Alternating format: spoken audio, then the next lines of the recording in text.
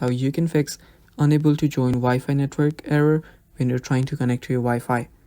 Now, before we start, if you are new to our channel, head down below and hit the subscribe button so you don't miss out on our future videos. Also press the bell icon so you get notified when we release our new videos. Now, let us begin. So the first step is go to your Wi-Fi settings. So after you're on your Wi-Fi, you will try to connect to a Wi-Fi network. Now, you can try to connect to it, but it will give an error saying unable to join Wi-Fi network. So to fix that, what you'll need to do is tap on this eye icon, and after you're there, you'll need to forget this network. So just tap on forget.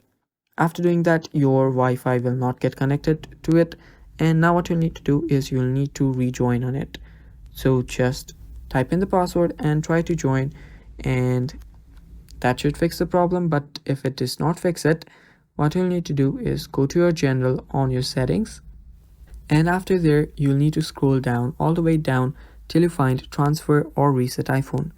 Tap on it, and after doing that you will see two options. One is to reset, other is to erase. So we'll need to tap on reset, and there you will see reset network settings.